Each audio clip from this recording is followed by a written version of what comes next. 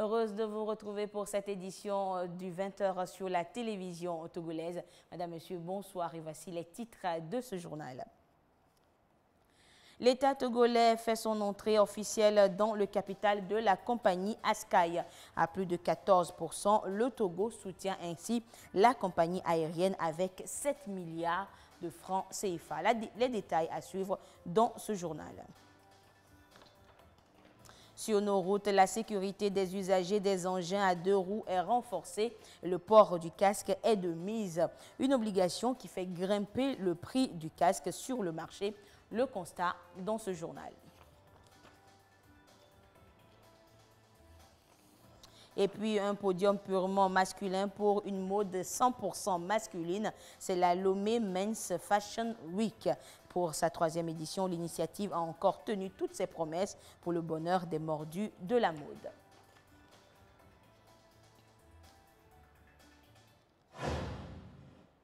Et voilà pour les titres. L'État togolais a fait son entrée au capital de la compagnie aérienne Askai. Par cet acte, le Togo injecte 6 milliards de francs CFA dans le fonctionnement de la compagnie communautaire. Les détails dans ce reportage de Carmen Madji à Kakbo. L'État togolais est désormais actionnaire de la compagnie aérienne panafricaine Askai Airlines. Tous les actionnaires institutionnels du groupe, comme la BOAD, Ecobank et la BIDC, soutiennent le pays dans cette démarche. Le Togo participe à environ 15% au capital de la compagnie pour un montant de 6 milliards de francs CFA, soit 600 000 actions. Il s'agit d'un investissement stratégique pour le Togo, un partenariat public-privé qui va permettre à Askai Airlines de renforcer sa compétitivité et d'améliorer ses services. L'arrivée de l'État va renforcer sérieusement Askai. Ça va porter un plus, en plus du renforcement de sa capacité. Et donc c'est une bonne chose de voir l'État rentrer dans la compagnie. Le partenariat avec le gouvernement est très bénéfique pour Askai. Cela va apporter également d'énormes financements pour le support des projets, des grands projets de Askai. Le secteur des transports, et particulièrement le transport aérien, joue un rôle clé dans le renforcement des échanges commerciaux avec le reste du monde. Pour booster son économie, le gouvernement accorde une importance capitale au développement de ce secteur, selon le ministre en charge du transport. C'est le lieu pour moi de saluer la coopération entre la compagnie Askai et la compagnie Ethiopian Airlines. La compagnie a su progressivement étendre son réseau de destinations en Afrique, desservant au départ les capitales des pays de l'UMOA. Les vols d'Askai se sont progressivement étendus vers les capitales anglophones, en même temps que vers la zone CEMAC. Ce sont aujourd'hui plus de 23 capitales politiques et économiques que dessert Askai avec sa flotte de 13 avions qui opèrent sur 26 lignes. L'analyse de l'activité économique du premier trimestre de cette année, comparée au premier trimestre de 2022, révèle que le trafic total de passagers à l'aéroport de Lomé a progressé de 35,7%, et c'est grâce à Askai et son partenaire de référence Ethiopian Airlines, a affirmé le ministre de l'Économie et des Finances, Sani Yaya. La décision de l'État togolais de prendre une participation dans le capital social d'Askai est un signal fort envoyé aux investisseurs nationaux et internationaux quant à notre engagement et la volonté du chef de l'État envers le secteur privé et notre volonté de créer un environnement favorable aux investissements et de renforcer l'intégration économique régionale.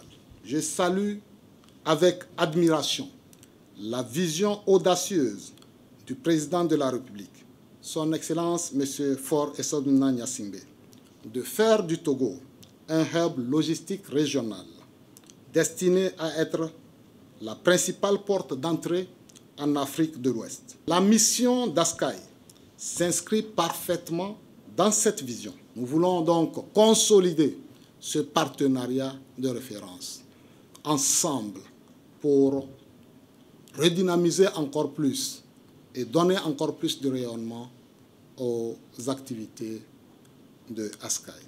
Je ne saurais conclure mes propos sans adresser mes sincères et vifs remerciements à M. Gervais Djondo, président du conseil d'administration de ASCAI, dont l'ingéniosité et le leadership légendaire sont à l'origine de la création et du succès de ASCAI.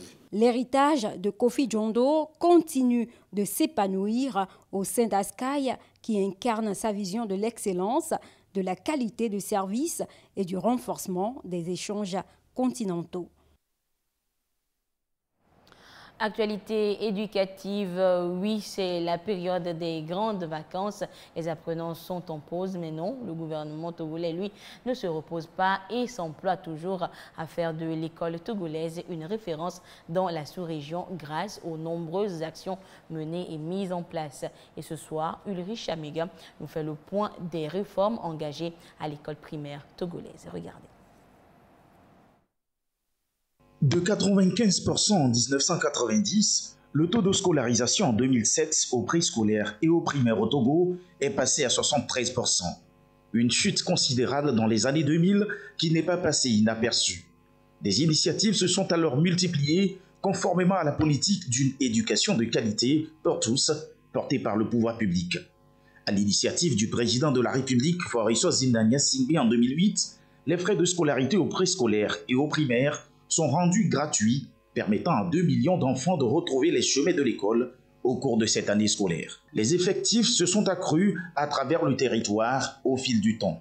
Au préscolaire, il est passé de 86 600 en 2012-2013 à 155 739 en 2017-2018, soit une moyenne de 12% d'accroissement. Quant au primaire, 1 413 600 élèves se sont inscrits en 2014-2015, contrairement à l'année scolaire 2007-2008, où le nombre était de 1 054 549. On avait un taux de 75, 77, 78. Nous sommes au-delà de 80-90%. Face à l'augmentation du taux de scolarisation et dans cette dynamique de rehausser la capacité d'accueil dans les établissements scolaires, le chef de l'État met en place une politique d'infrastructure éducative. De nouvelles infrastructures scolaires sont construites, des anciens bâtiments réhabilités, des tables bancs mis à disposition, du matériel didactique et informatique aussi. De plus, l'on assiste à l'installation des cantines scolaires à travers le territoire et à une assurance maladie School Assure dédiée aux élèves. La cantine, depuis qu'elle est arrivée ici, ça a vraiment beaucoup d'impact positif dans cette école. Avant, les enfants allaient, parce qu'ils viennent d'horizons lointaines, ils vont à la maison à midi. Depuis que la cantine est arrivée, ils ne vont plus à la maison les midis. Ils se reposent sous les arbres en révisant leurs leçons. Si bien que les après-midi, il n'y a plus de retard. À tout ceci s'ajoute la réforme des curricula. Une réforme qui a conduit à la production de nouveaux manuels de calcul, de lecture, des guides et la fabrication de kits de jeux pour le préscolaire. Un nouveau système d'enseignement a été aussi adopté. Il s'agit de l'approche par compétences APC permettant d'améliorer la qualité de l'enseignement et de l'apprentissage. Des conditions propices pour l'enseignement, le président de la République en a fait également une priorité dans sa politique éducative. Un recrutement massif est fait pour renforcer l'effectif du personnel enseignant. Des conditions incitatives à la fonction enseignante ont été créées avec la revalorisation des salaires, l'instauration d'autres primes, la création d'une coopérative d'épargne et de crédit des enseignants du Togo. Autant de mesures qui donnent de nos jours un nouveau visage à l'école primaire togolaise. Les pays de l'espace CEDEAO sont dans la dynamique du renforcement de la sécurité nucléaire. Les travaux d'une rencontre régionale ont été ouverts ce matin à Lomé et les délégués présents, les délégués des différents pays vont revisiter ainsi leur plan intégré d'appui en matière de sécurité nucléaire. Voyons tout cela avec Christine Pechekialoudé. Les sources radioactives, rayonnement ionisant et autres matières nucléaires sont de plus en plus utilisés dans plusieurs domaines, notamment en médecine et dans le milieu industriel. On a l'application médicale pour le traitement des cancers, on a dans le milieu industriel pour l'automatisation des process, pour les contrôles qualité, on a dans l'hydrologie pour la recherche hydrologique, la recherche sous-marine. Il y a ça également dans les BTP pour les contrôles qualité des infrastructures. Les applications sont nombreuses dans l'agriculture, dans l'environnement et dans l'élevage. On peut citer plusieurs applications. L'Agence internationale de l'énergie atomique a développé depuis plusieurs années le plan intégré pour l'appui à la sécurité nucléaire, un plan proposé aux États de l'espace CEDEAO. L'ensemble des États membres passe à la coordination des différents plans afin d'aboutir à un niveau de sécurité plus renforcé. Avec les points focaux de ces plans dans les différents pays membres de l'Afrique de l'Ouest et la présence de quelques experts venus des agences des Nations Unies telles l'AIEA, l'UNODC, l'Interpol et bien d'autres organismes pertinents, pouvoir présenter pour chaque pays les pratiques sur la base des forces, des faiblesses, des opportunités, des menaces. Une synthèse sera faite pour identifier les points forts pour chaque pays.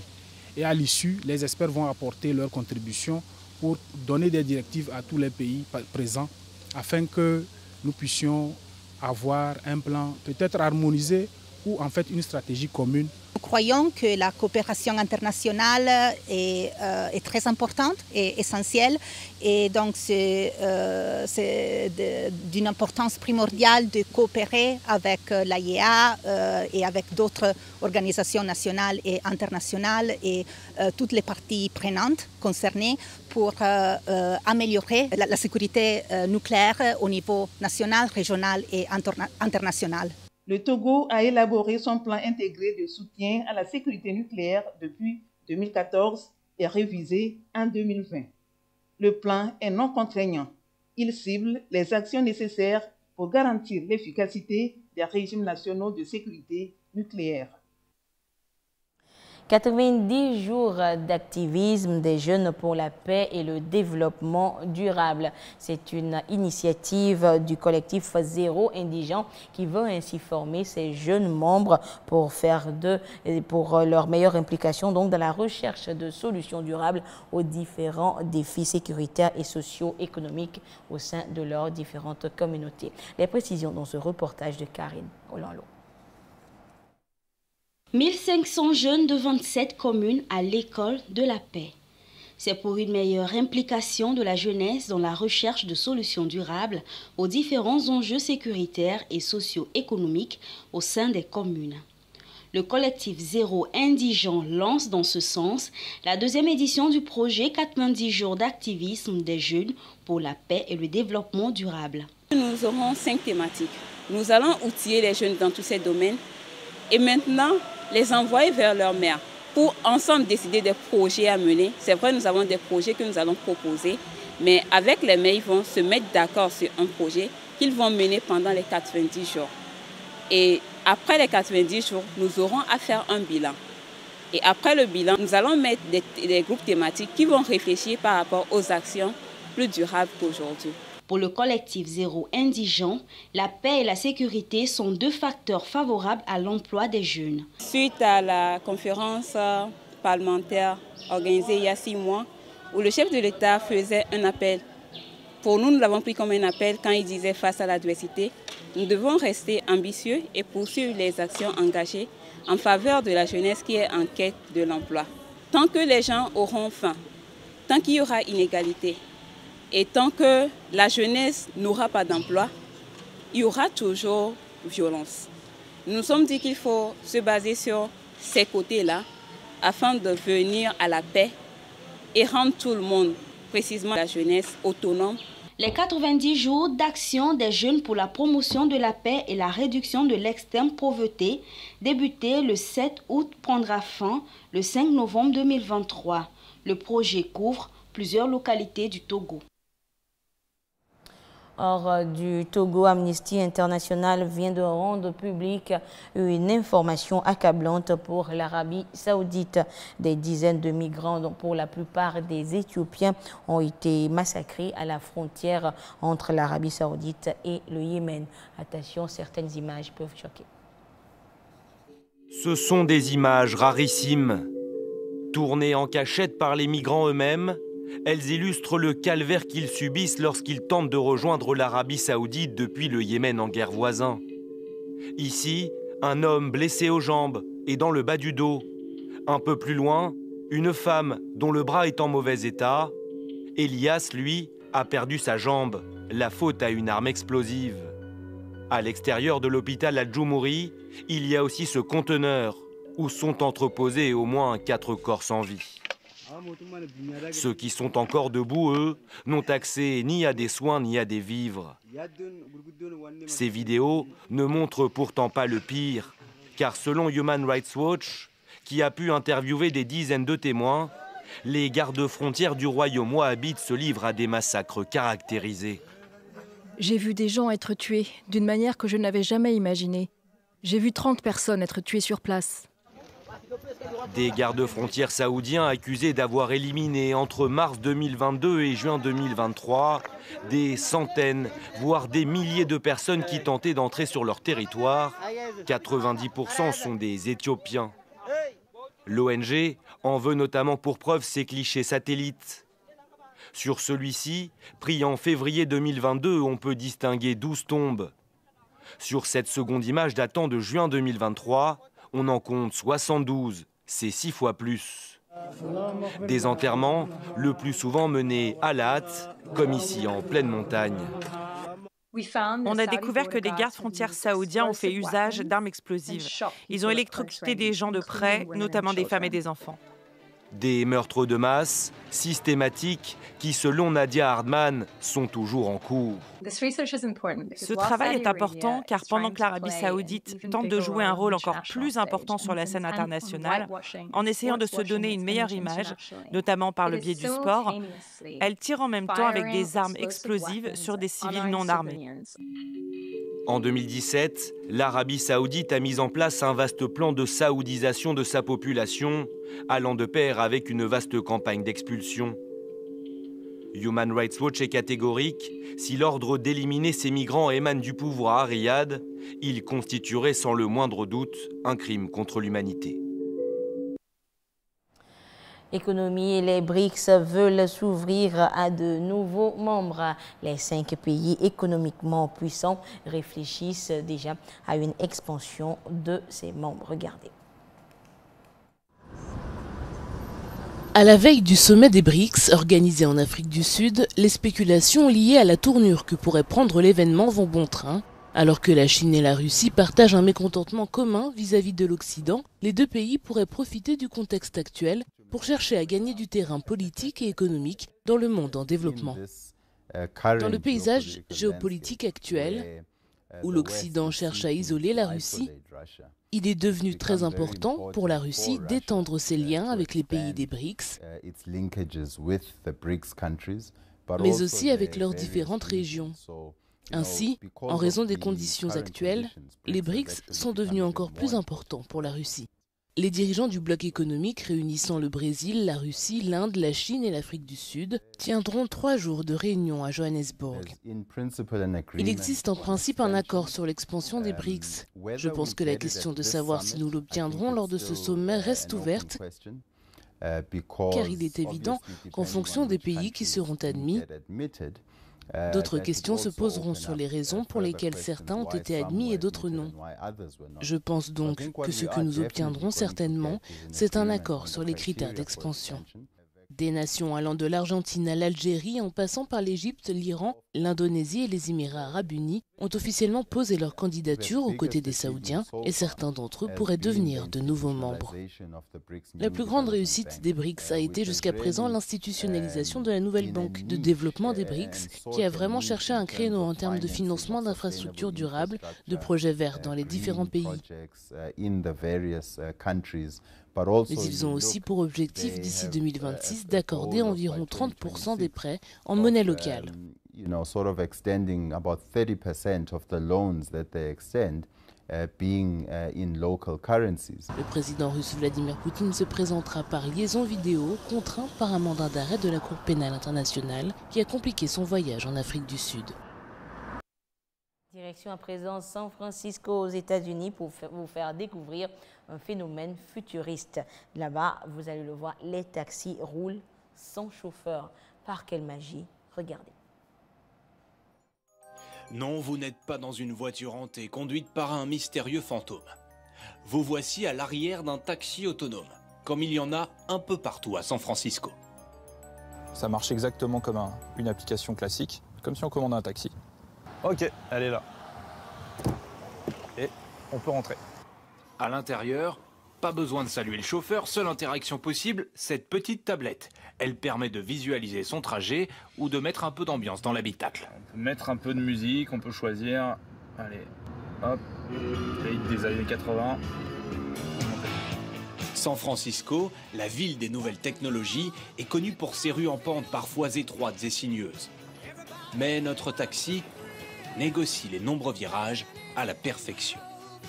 Après 45 minutes à travers la ville, il faut bien l'avouer, l'expérience est convaincante. Donc la vitesse maximale c'est 25 miles per heure, ça fait à peu près 40 km/h. Ces véhicules sans conducteur surprennent les touristes, mais plus vraiment les habitants. D'ailleurs, la plupart ne prennent même plus la peine de les regarder avant de traverser. Oui, je leur fais confiance quand je traverse la route. Elles s'arrêtent à chaque fois et je n'ai pas encore entendu d'histoires sordides les concernant. Au fond de moi, je suis pas sûr que je me jetterais devant une de ces voitures juste pour tester leur fiabilité. Elles sont dangereuses.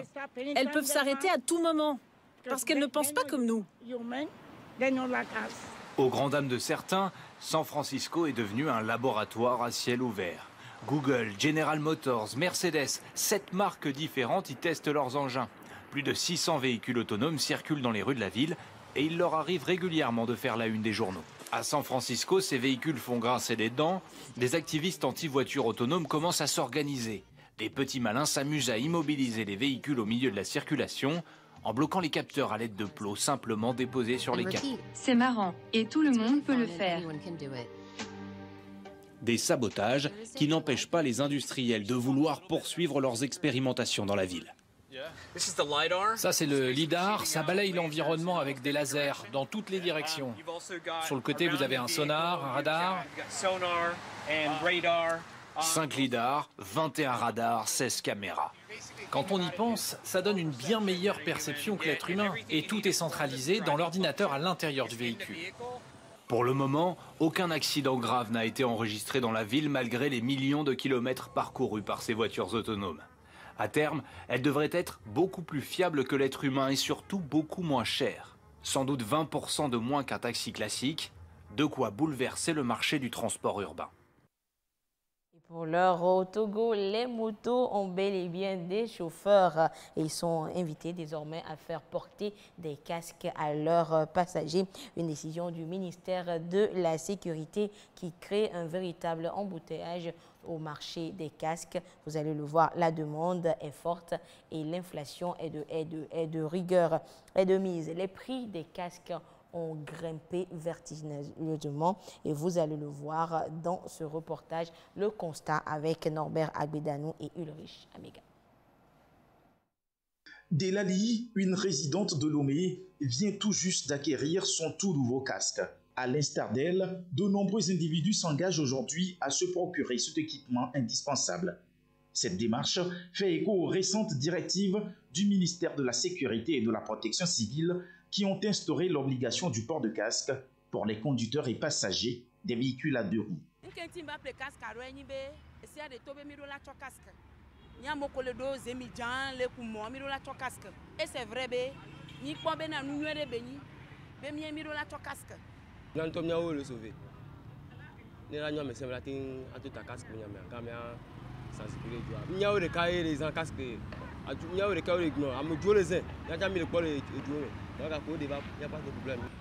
C'est bien d'acheter le deuxième casque parce que des fois, c'est pas moi celle qui reste sur la moto. Je prends les gens. La période actuelle s'avère propice pour les marchands de casques.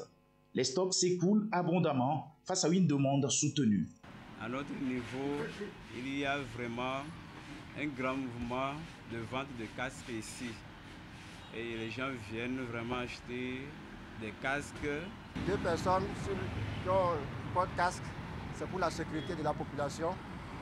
Donc, et aussi, nous, dans le commerce, ça nous aide aussi dans la vente. Ça fait que le marché, ça repris un peu. Les gens viennent chaque temps payer les casques pour leurs frères, leurs enfants. Si certains vendeurs maintiennent les tarifs de leurs casques inchangés, plusieurs usagers regrettent néanmoins la hausse des coûts. Puisque les prix restent toujours les mêmes. Les casques qu'on vendait par exemple à 5 000 sont toujours à 5 000, ça n'a pas changé. Ceux de 10 000 aussi, ça reste à 10 000. Par exemple, ce modèle-là, c'est à 10 000 francs. Donc le prix n'a pas changé, c'est toujours à 10 000 francs. Casque est de 7 000, 6 000 et à l'équipe il y a 9 000.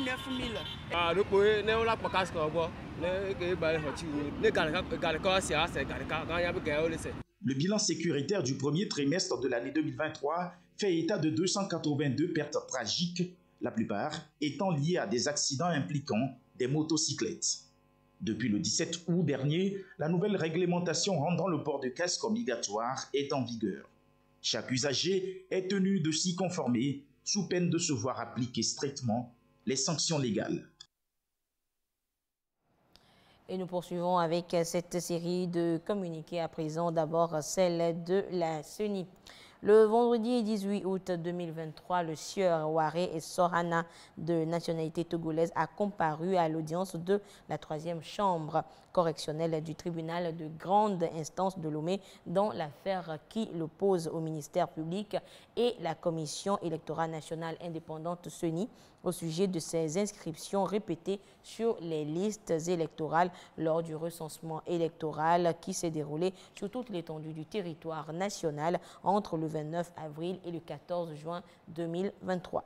Après le recensement et conformément à l'article 6 du Code électoral, la CENI a procédé à l'appurement du fichier électoral par la vérification des données tant biographiques que biométriques afin de détecter de possibles inscriptions multiples. À l'issue de cette opération, 91 000 dossiers de potentiels doublons ont été répertoriés et un traitement administratif conséquent a suivi dans le respect de la loi électorale.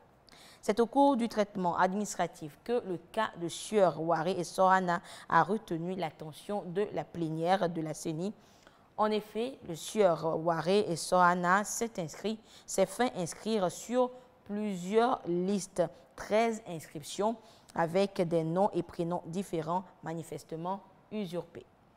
Dans ces conditions, la CENI, institution chargée de l'organisation des élections, a traduit le sieur Waré et Sorana devant la justice, se fondant sur l'article 123 du Code électoral qui dispose: toute personne qui se fait inscrire sous un faux nom, une fausse qualité, ou qui, en se faisant inscrire, a dissimulé une incapacité prévue par la loi, ou qui se fait inscrire frauduleusement sur plus d'une liste, est punie d'un emprisonnement de 3 mois à 1 an et d'une amende de 100 000 francs à 300 000 francs CFA. Elle est également radiée d'office des listes électorales pour une période de 3 ans. Après les débats, le sieur Waré et Sorana a été reconnu coupable des faits qui lui sont reprochés et fut condamné à 12 mois d'emprisonnement ferme, à une amende de 300 000 francs CFA et à être radié d'office sur les listes électorales pour une durée de 3 ans, conformément à l'article 1184 du nouveau code pénal togolais. La CENI rassure les partis politiques, les organisations de la société civile ainsi que toutes les citoyennes et tous les citoyens togolais de son engagement à doter le Togo des listes électorales fiables pour des élections respectant le principe sacro-saint d'un électeur, une voix. La Commission électorale nationale indépendante engage une fois encore toutes les parties prenantes aux élections à être, comme d'habitude, acteurs des consultations électorales crédibles, transparentes et paisible. Et c'est un communiqué signé par le président de la CENI, Dago Yabré.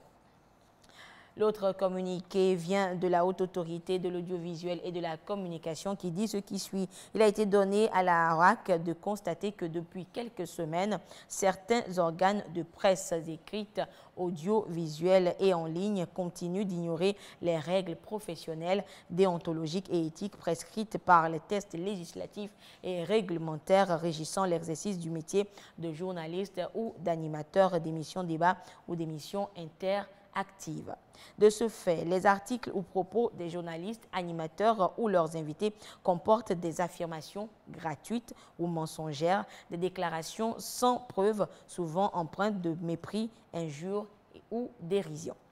Une fois encore, la Haute Autorité de l'audiovisuel et de la communication en appelle au professionnalisme et à la responsabilité sociale du journaliste, surtout en ces temps de crise sécuritaire où il doit être médiateur dans la société afin de promouvoir et de consolider la paix, la sécurité et le vivre ensemble, facteurs de développement aussi bien sur le plan national, régional qu'international. Le président de la HAC invite tous les directeurs de publication, les directeurs des radios et télévisions à faire observer scrupuleusement les présentes recommandations dans leurs colonnes, éditions d'informations et émissions diverses. C'est un communiqué signé par le président de la HAC, Pitalunani Telu. La foire Mon Beau Village a pris fin ce week-end par un défilé de mode. Les créations présentées sont des œuvres ou ont été des œuvres des personnes vivant avec un handicap. Retour sur la soirée avec Immaculée Baoui Abalo et la voix de Karine Olando. Les œuvres de 44 créateurs offertes sur un thé. Une soirée inclusive au Beau Village sur l'esplanade des congrès de Lomé. Exhibition de coupes en pagne, tissu et maroquinerie locale. Divers tableaux artistiques ont été pensés pour révéler du génie. Ce soir, j'ai présenté la collection Ma Flamme. J'ai présenté que des tenues hommes, pas de tenues femmes. C'est ma manière d'encourager et de soutenir les personnes handicapées. Et le public s'est régalé. On a vu de très belles créations et on ne peut que dire chapeau et félicitations. Il s'agit de la marque Crédania. On a été encore éblouis par cette création. Franchement, j'ai vu des choses que j'étais même étonnée. Il ne faut jamais négliger ce genre de personnes. Ils ont des choses en eux que vraiment ils ont besoin de soutien de tout un chacun de nous pour pouvoir avancer. L'on a découvert, s'il était encore besoin de le prouver, le talent de personnes dont la vie en elle-même est un défi. Ce n'est point un handicap. Un coup de pouce peut toujours aider à faire la différence. C'est un événement en fait à caractère social.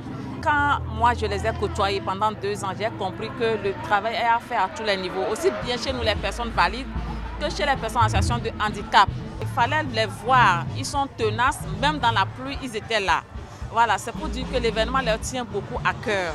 Il y a un grand travail à faire et nous avons besoin sérieusement des partenaires pour soutenir parce que c'est un challenge à nous tous. Cette soirée artistique était l'un des grands rendez-vous sur la foire Mon Beau Village, ouverte jeudi dernier. Un autre podium que des mannequins hommes pour présenter des créations masculines et c'était dans le cadre de la Men's Fashion Week de Lomé, une initiative à sa 3e édition qui promeut ainsi la mode masculine. Nous y reviendrons dans nos prochaines éditions. Et voilà, ainsi se referme ce journal. Merci de votre fidélité à la télévision togolaise. Excellente suite de nos programmes. Au revoir.